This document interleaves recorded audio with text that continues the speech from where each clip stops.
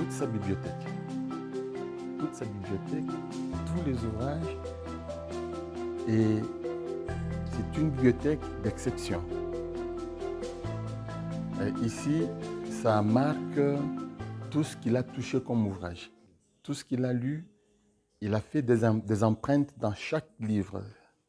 Ce qu'il a lu et ce qu'il a fait.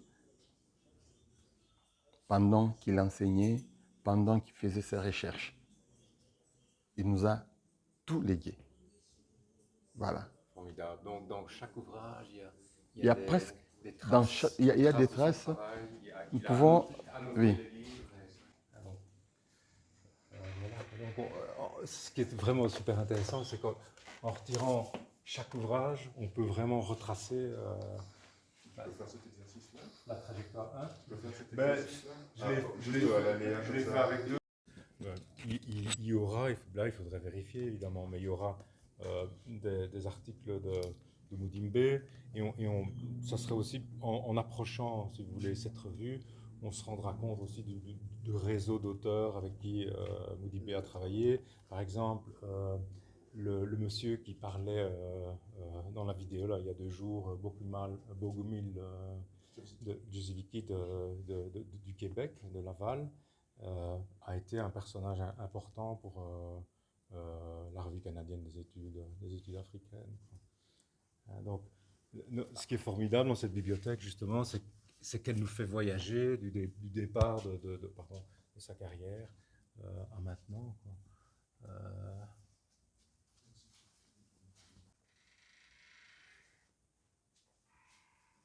Là, à nouveau cet auteur là, dont on parlait, Achille Mbembe, mais dans un ouvrage relativement récent, je crois que c'est 2013 ou en 2010, où il parle de la raison nègre, évidemment critique de la raison nègre, qui est une espèce de réappropriation de Descartes par Mbembe, mais dans un contexte africain. Et c'est un ouvrage qui a eu un retentissement assez fort aussi, et qui a été traduit en anglais. Parce que Mbembe, comme je le disais, c'est aussi un auteur qui en fait est très actif du côté anglophone et francophone, et a énormément de lecteurs. En fait, plus de lecteurs maintenant que Moudimbe. Voilà. Puis là-bas aussi, il y a d'autres. Ces 2 ouvrages. Voilà, par exemple, cet ouvrage-là est un ouvrage. Là, il faut le dire aux bibliothécaires. C'est un. Donc, alors, Jan Heinz Jahn, c'était un Allemand qui a écrit sur le Muntu, mais qui au départ n'avait aucune connaissance directe de l'Afrique. Il n'était jamais venu en Afrique, et c'est à partir de la bibliothèque, de tous les documents qui étaient disponibles à l'époque, qu'il a reconstitué comme ça une philosophie bantoue, un peu comme Placid Temples. Mais ce que je disais à nos collègues ici, c'est que cet ouvrage est très rare. Oui. On le trouve. Enfin, oui. Ça c'est vrai. Il y a un auteur congolais assez connu, du Kivu, hein, et sur la guerre au Kivu, quoi, hein, puisque ça s'appelle Les terrassiers de Bukavu. Ah oui, ben voilà.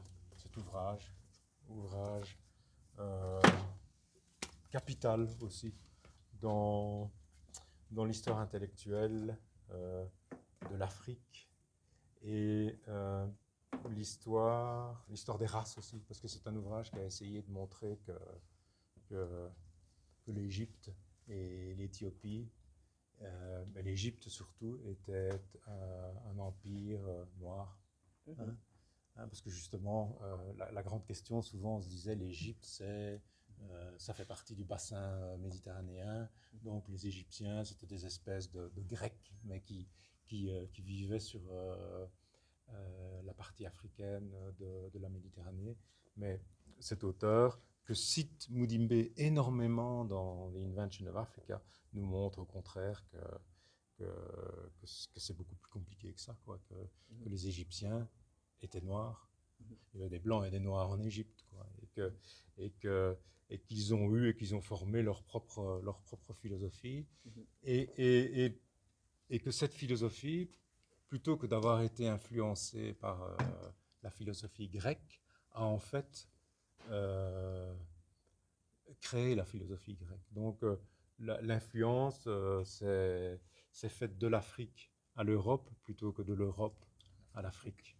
Donc c'est un ouvrage important. Et on pourrait dire, oui, voilà, aussi un grand monsieur de la philosophie africaine, un béninois, hein, Paulin Ontonji, qui a écrit cet ouvrage qui restait, c'était aussi un classique de la philosophie africaine. Et c'est quelqu'un avec qui Mudimbe n'était pas toujours d'accord, mais avec qui il a collaboré énormément, quoi. Il vient de mourir d'ailleurs, Ontonji. Voilà, donc, que dire, hein, j'ai éprouvé un grand bonheur de voir que les choses avancent rapidement, que tous ces ouvrages sont disponibles, sont organisés, que le catalogage est en train d'être effectué d'une manière systématique. Je me réjouis aussi de voir que ces ouvrages vont être disponibles pour les lecteurs ici à Lubumbashi et au-delà, et que, espérons, ça pourra aussi faire